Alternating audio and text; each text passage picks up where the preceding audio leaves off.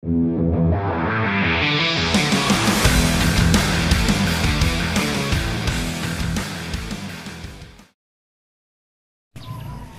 morning mga ka-happy. Panibagong umaga, panibagong pag-asa. So bali magtatanim tayo ng pakwan dito. 3 lata. Bali nilulungan muna nung aking kasama. Yan, ganyan. First time kong magpakwan mga ka-happy. Titingnan ko kung medyo maganda kitaan dito. Bali ang gagamitin kong tatanim dito 3 latang binhe. Bali siguro ang area nung tatamnan namin mga kapi is mga 4 na luwang.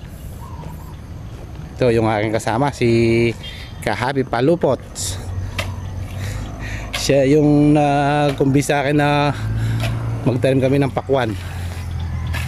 So pag nalungaw na ito lahat, papakita ko sa iyo first step kung paano magtanim. At ako kasi bago lang si Ka-Happy Palupot ang magtatanim. Siya yung aking kasama rito Ka-Happy, good morning. Good morning mga idol. Ayan. So ito na mga Ka-Happy, nakapag lungaw na, pero hindi pa siya tapos. Pagkatapos daw kukuha kami ng dumi ng kalabaw, sinaming pantatapon dito sa kanyang pinaglungawan. Natatamnan namin ng pakwan. Yan, ito yung area ng tatamnan namin. So bali yung kabila, ang itatanim namin yung seminis. Hindi ko alam kung anong yung seminis na yon. So dalawang klase kasi tatanim namin mga Ka-Happy, isang bilog tsaka isang pahaba. Kaya rin ito, pag natapos at nakakakuha na kami ng dumi ng kalabaw, pwede na kami magtanim, start na. Papakita ko sa inyo mga Ka-Happy. Ako man, hindi ko alam kung first time ko magpakuwang kasi, kaya hindi ko masabi. Kaya mga Ka-Happy, yung aking kasama si Palo, mukhang na mahinga ka na. Good morning mga Ka-Happy. Ayan, baba muna tayo mga Ka-Happy. So bali iniwanan ko na si Paloron. Medyo papayari naman At ito, nagpapatubig ako rito sa okrahan. So yun yung aking mga Ka-Happy. Ito na yung gamit ko. Dati Robby kasi ang ginagamit ko. So nakakuha tayong idea sa ibang farmer dito sa Miami. Ganito nga ginagamit. Walang tipid mga Ka-Happy. So bali ano na siya, di kuryente. Sumusupply kuryente na. Ayan, doon nagagaling sa may bahay. So hindi na Robby lang nagagamit natin ngayon. Lakas ng Ka-Happy magkaroon ng idea, dito na lang gamitin nyo. Malaking tipid. So ayan, meron tayong bagong tanim dito, pinapatubigan natin. Ito naman yung area. Ito may tanim tayong bagong tanim na sitaw. Tapos mga Ka-Happy, meron din akong tanim na okra.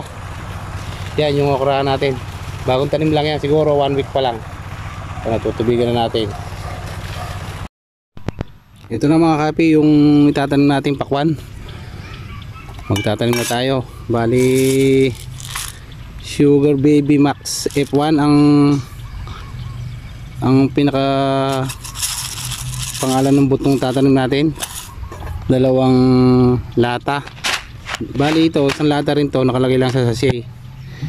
Yung Sweet Venus Watermelon F1. So ito yung mahaba. So yan mga Ka-Happy, ito yung pinakabuto nya. Mag-start na tayo magtanim. So ito po, ganito po ang pagtanim. Ang ilalagay ko pong buto 3 na para sigurado. First time ko pong magtanim nito.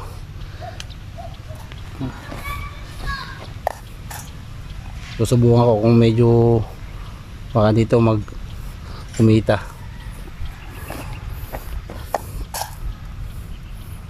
Iyo. So bali pag natanim na po yung buto, tsaka siya tatabunan ng fertilizer, yung dumi ng kalabaw.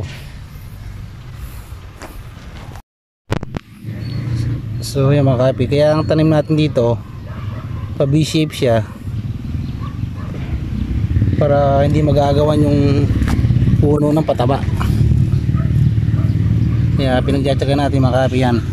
Kung nakita nyo, triangle para hindi magdikit-dikit ang puno. Kasi yung iba nagtatanim halos nakatayo lang, yung inaagis lang buto. Kaya pinagtsatsaga natin, kailangan V-shape para maging ano yung puno, hindi magagawan sa pataba, sa fertilizer. Mga kapi, bali naglagay na rin pala tayo ng Purodan dito para panlaban sa langgam. Nilalagay ng Purodan para hindi siya matangay ng langgam yung buto. Yan mga kapi, ito naman yung pinaka fertilizer na galing sa kalabaw, dumi ng kalabaw. So ganyan pala ang paglalagay. First step no kapi palo. Yun. Ganito pala. So bali mga kapi, yun yung pinaka ano niya, yung pinakatabon niya yan sa buto. Natawag na para pataba na yan, ano kapi. Ginabila tayo mga kapi. Binataris na tayo ni Taong Bato. So bali pinasabay patubig na rin. Kaso hindi natapos. Happy Taong Bato, kumusta naman? Napakalakas pa ni Taong Bato. Gilas. Gilas. Ginabi na kami mga happy sa paglalagay ng pantapon, yung pinakapataba. Si Kapalupots. Ginabi na mga happy. Hindi rin natin matatapos ng patubig. So sinabayan na namin ng patubig. So hindi natapos, hanggang bukas po siguro. So yan mga kapi. So bali hindi po kami nakatapos.